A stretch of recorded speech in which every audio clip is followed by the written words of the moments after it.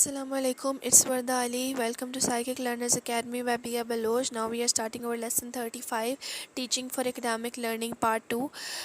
तो सबसे पहले हम बात करते हैं करेक्टरिस्टिक्स ऑफ इफ़ेक्टिव टीचर की। तो सबसे इम्पॉर्टेंट टॉपिक जो एजुकेशनल साइकोलॉजी से रिलेट करता है वो है effectiveness of a teacher, teacher का इफ़ेक्टिव होना। ठीक है, कि वो कितना इफ़ेक्टिव टीचर है।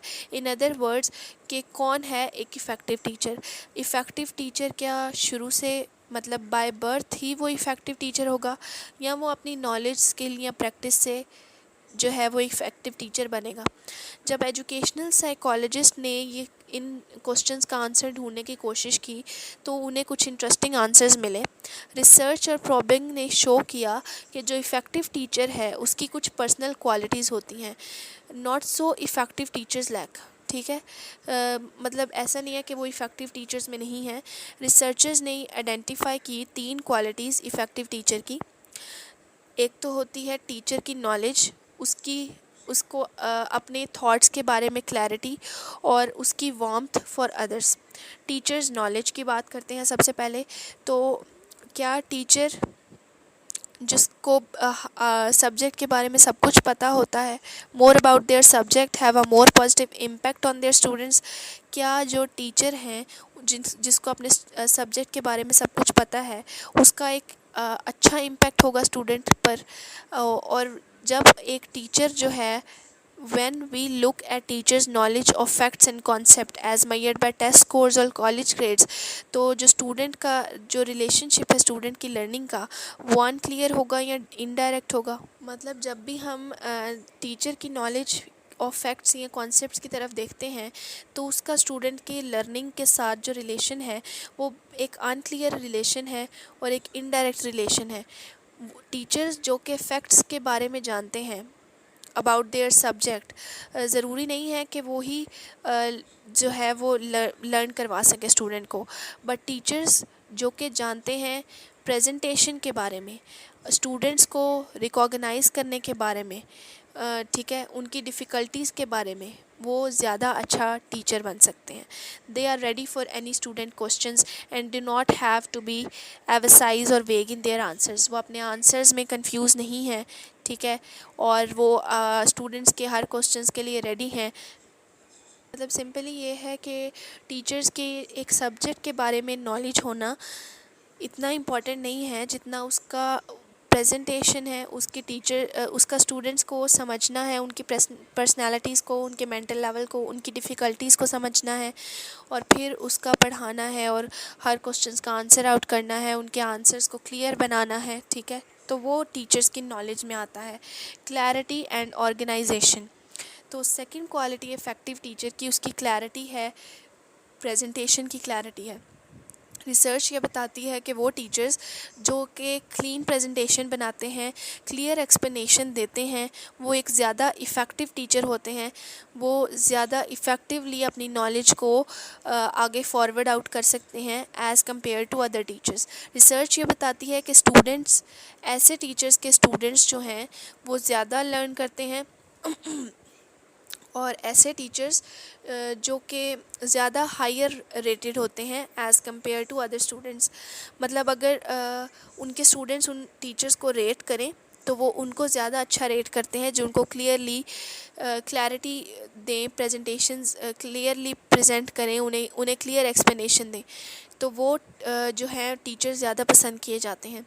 सो टीचर की जो नॉलेज है, उसकी क्लैरिटी, ऑर्गेनाइजेशन है लेसन की, वो उसे एक ज़्यादा इफ़ेक्टिव टीचर बनाती है। ठीक है, और उसके बाद आता है उसका वार्मथ और एंथुसियाज्म। तो जो थर्ड इम्पॉर्टेंट कैरेक्टरिस्टिक है इफ़ेक्टिव टीचर का, वो उसकी वार्मथ है, उसका एंथुसियाज्म है।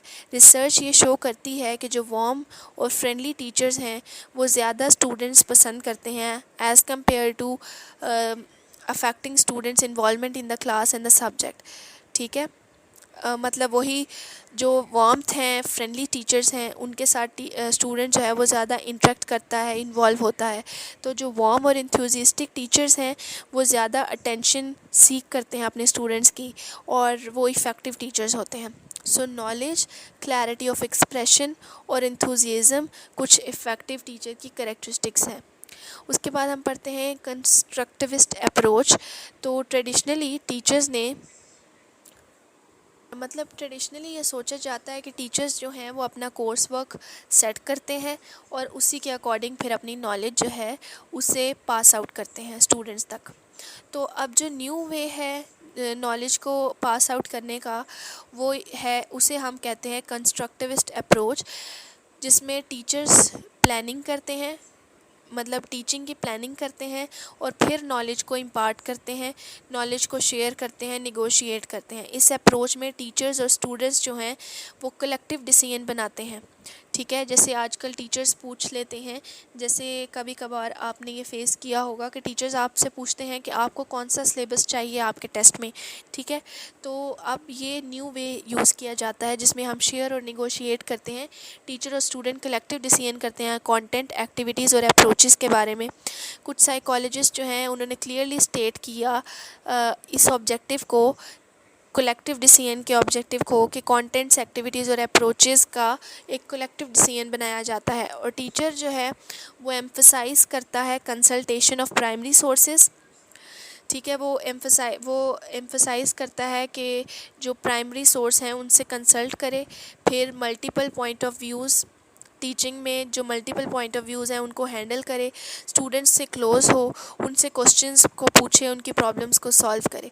नेक्स्ट स्टेप होता है in the planning processes to create a learning environment, जो स्टूडेंट्स को अलाउ करे कि वो अपने गोल की तरफ मूव ऑन करे in ways that respect their individual interests and abilities.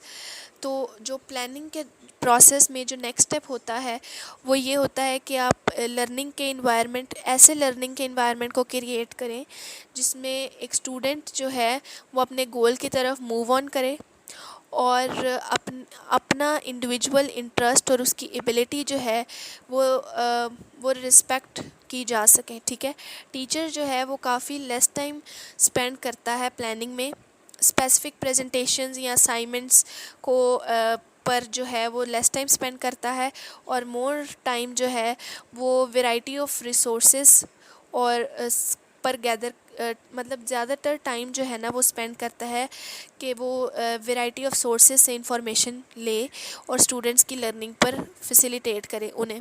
ठीक है, मतलब आजकल जो स्टूडेंट्स हैं वो भी ज़्यादा आउटडेटेड हो गए हैं। ठीक है, वो ज़्यादा इन्फॉर्मेशन चाहते हैं और टीचर्स भी डिफरेंट रिसोर्सेज से इंफॉर्मेशन को इकट्ठा करते हैं। वो अपने स्पेसिफिक प्रेजेंटेशन पर, असाइनमेंट्स पर कम टाइम स्पेंड करते हैं और ज़्यादा टाइम वो इधर उधर से इंफॉर्मेशन लेते हैं। Focus is not so much on students' products as on the process of learning and the thinking behind the products। मतलब जो फोकस है वो स्टूडेंट के प्रोडक्ट पर नहीं होता बल्कि उसके प्रोसेस ऑफ लर्निंग पर, उसकी थिंकिंग पर जो है ना वो ज़्यादा फोकस होता है। तो based upon the above psychologist ने 6 स्ट्रेटजीज़ दी जो कि इफ़ेक्टिव टीचिंग बनाती हैं, इफ़ेक्टिव टीचर बनाती हैं या टीचिंग को इफ़ेक्टिव बनाती हैं। तो फर्स्ट पॉइंट है the lesson plans should be well and carefully organised. जो लेसन प्लान्स हैं वो केयरफुली ऑर्गेनाइज्ड होने चाहिए। ठीक है, सेकंड है टीचर को anticipate some difficult parts of the lesson and be ready to resolve the difficulties. मतलब टीचर जो है ना वो पहले से ही जानता हो कि ये डिफ़िकल्ट पार्ट्स हैं लेसन के और वो उन डिफ़िकल्टीज़ को रिजॉल्व करने के लिए रेडी रहे हर वक्त। थर्ड है कि explanations of the lesson should be clear and unambiguous. मतलब जो लेसन की जो जितनी भी एक्सप्लेनेशन है वो क्लियर होनी चाहिए और कंफ्यूजिंग नहीं होनी चाहिए।